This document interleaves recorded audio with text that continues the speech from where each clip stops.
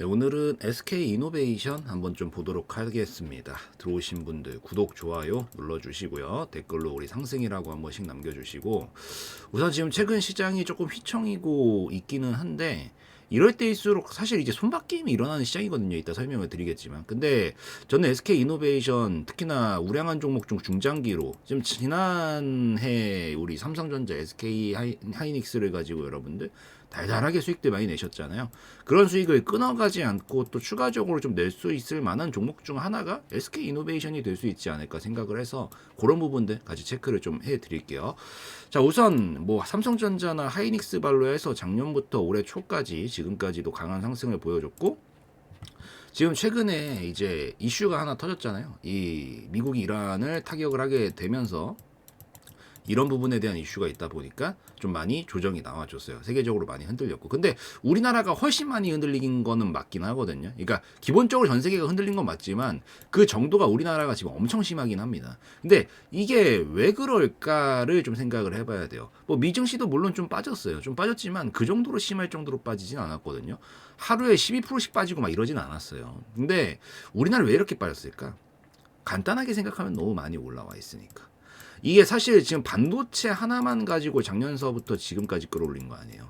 그러니까 이쪽으로 너무 많이 끌어올렸어요. 그러다 보니까 이게 사실 영원히 올라가는 건 절대 없어요, 여러분들. 아무리 올라갈 때는 좋아 보여도 결국 끝은 정해져 있고, 그 끝에서 필요한 건 뭐냐면 합법이라고 표현하기 좀 그래. 합리적이라고 표현하는 게 맞겠다. 합리적으로 사람들을 납득시킬 수 있는 이유가 필요해.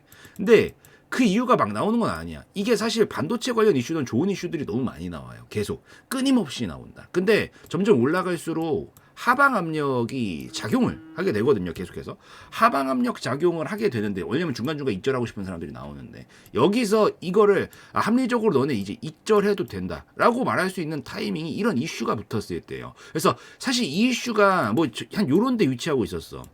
그러면 이 정도 하락까지 이어지진 않았을 거라고 봅니다. 근데 하필 딱 이렇게 완전히 고가 랠리까지 달리고 있다가 마침 이 이슈가 나왔고, 이 이슈를 토대로 해서 이런 폭락을 만들어주면서 지금 뭘 하고 싶은 거라고 저는 생각을 하고 있냐면, 이제 수급을 좀 옮겨가자. 반도체 쪽은 이제 더 올라가도 물론 10년, 20년 뒤 더 올라갈 수 있지. 그걸 얘기하는 게 아니야. 지금 어쨌든 지금 이 상황에서는 여기서 더 올릴 수 있는 이 하방 압력에 대한 부담감을 받아내면서 더 올릴 수 있는 기대값보다는 앞으로 좀 무너지게 됐을 때 리스크 값이 결국 손익비가 좀 틀어질 수 있는 구간이라고 판단을 하는 거죠. 그러니까 얘네들도 이제 이런 큰 자금들은 어떻게 해야 돼? 이제 다른 저평가돼 있는 걸로 옮겨가고 싶단 말이에요. 그래서 이 이슈에 조금 더 민감하게 반응한 걸로 보인다라고 생각을 하고 있습니다. 근데 이제 여기서 그 다음 테마로 볼 수 있는 게 뭐가 있느냐가 여러 가지가 존재를 하게 되는데, 우선 대표적으로 2차 전지 쪽도 움직일 때가 한번 되었다라고 봐요. 이따가 설명드릴게요. 그리고 뭐 로봇이나 아니면 AI 쪽도 움직일 때가 한번 됐다라고 봅니다. 그리고 그 다음에 이 제약바이오 쪽도 한번 움직일 때가 되었다라고 보고 있어요. 저는 물론 지금 이 조정이 나오는 동안은 이 전쟁과 관련된 직접적인 수혜를 좀 받을 수 있는 뭐 선박 아니면 오일 뭐 이런 것들이 있죠. 석유 이런 것들 뭐 아니면은 사료 이런 것들이 우선 움직일 거고, 이거 다음엔 얘네들이 움직일 가능성, 이 중에서 움직일 가능성이 높다라고 판단을 하고 있습니다. 근데 여기서 2차 전지 쪽이 지금 왜 나오고 있냐면, 또 우리나라를 꾸준히 이어주는 테마기도 했거든요. 2020년도쯤서부터죠. 그래서 이때 당시에 20년도, 21년도 당시에 여기까지는 제약바이오로 많이 끌어올렸고요. 여기까지는 제약바이오로 많이 끌어올렸고, 여기서 이제 2차 전지, 전기차, 배터리 쪽이 미친 듯이 상승이 한번 또 나와줬죠. 그러고 나서 21년도쯤 조금 쉬다가 그 다음에 23년도 보시면 어디 갔나요? 네네. 그러니까 여기 20년도 요런 시점에 한번 또 올려줬고, 23년도쯤 23년도 24년도 사이쯤에 2차 전지가 또 한번 움직였거든요. 보통 2차 전지 쪽이 3년 주기로 움직입니다. 보통 여태까지 행보를 봤었을 때. 지금 이제 이번에 시장이 좀 안정화가 되고 나면 분명히 또 3년 턴이 됐기 때문에 한번 또 움직일 수 있는 그런 구간에 진입을 했다라고 보고 있고, 그 대표적인 종목 중에 또 하나가 SK 이노베이션이잖아요. 물론 엮여 있는 게 좀 많이 있긴 합니다. 그래서 그런 걸 바탕으로 또 추가로 흐름을 좀 만들어주지 않을까라고 좀 보고 있어서 이 종목 한번 볼만하겠다 판단을 하고 있다라고 좀 보시면 좋을 것 같아요. 근데 굉장히 또 재미가 있는 건, 지금 이번에 이슈화되고 있는 이런 전쟁 리스크랑도 또 관련이 있습니다. 그러니까 이제 쉴 틈 없이 움직일 가능성이 충분히 있다라고 보여요. 왜냐하면 SK 이노베이션이 우선 전통적인 캐시카우는 정유입니다. 정유. 그러니까 지금 벌써 움직임 휘황찬란하게 막 올라갔다 떨어졌다 움직이잖아요. 우선 정유 쪽이랑 기본적인 관련이 좀 되어 있어요. 그러다 보니까 이 지금 어차피 이 전쟁 리스크가 터졌을 때 이란이 중동 지역이기 때문에 거기서 중동 지역은 이 정유 기름의 요충지죠. 그러다 보니까 지금 기름값 올라가고 난리도 아니잖아요. 그러니까 그런 부분에 대한 수혜를 받을 수 있을 거라는 이런 계속 기대감이 몰아치고 있는 상황이라서 당분간도 계속해서 부각을 좀 받으면서 움직일 가능성이 굉장히 크고요. 그리고 자회사 중에 이제 SK 이노베이션이 SK온이 있죠. 그래서 현대차라든가 포드 이런 데다가 이제 완성차 업체에다가 배터리를 공급을 하게 되는데 즉 전기차 시장과 직접적으로 연동이 된다라는 거야. 근데 한동안은 어차피 시장이 주적 나오는 동안은 정유 쪽으로 좀 충분히 움직일 가능성이 높고 그다음에 이제 이게 끝나고 나서 새로운 주력 섹터, 주력 테마들이 나와야 되는데 그중 하나가 이제 3년 주기로 보통 움직이는 전기차, 2차 전지 쪽이 분명 움직일 가능성이 높다라고 보고 있어요.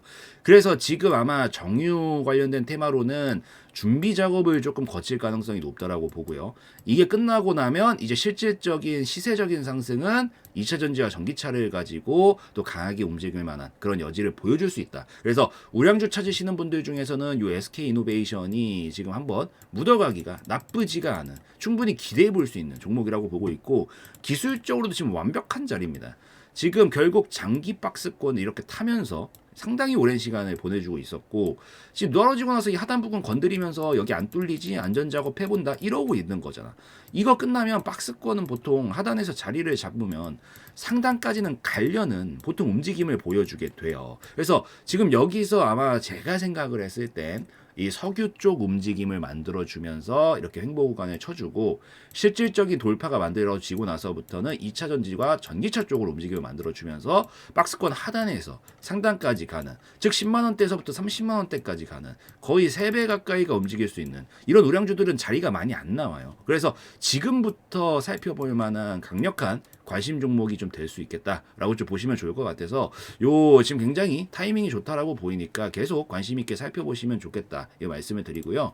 계속 앞으로도 브리핑을 좀 드리도록 할 거고 더해가지고 이제 저도 이 여러분들 계속 이 황금 종목을 운영을 하면서 이렇게 올려드리고 있어요. 그래서 뭐 SK 이노베이션도 제가 조금 더 적절한 타점 나오면 올려드릴 예정이고요. 뭐 2월달 같은 경우에도 극동유화 진입하자마자 이번 이슈 터지면서 5-60% 가까운 상승 또 나와줬고 그 직전에 들어갔던 건 화승 코퍼레이션이었는데 화승 코퍼레이션도 2월달 들어가서 또 강한 상승 보여주면 5-60% 정도 상승 만들어졌고 그 전에도 대한해운 2월 초에 들어갔던 것도 마찬가지로 이렇게 움직여주는 모습들이 나와줬습니다. 그래서 황금 종목도 제가 포트폴리오를 짜서 리밸런싱도 해가면서 여러분들 계속 진행을 하고 있고 아무래도 타점이라든가 기회가 올 수 있는 부분들 시장을 조금 더 냉정하게 좀 바라보면서 여러분들보단 그래도 제가 훨씬 긴 시간 동안 이걸 업으로 하면서 훨씬 긴 시간 또 열심히 해왔고 여러분들도 여러분들의 업무에 있어서 전문가실 거 아니에요. 저도 마찬가지다. 그래서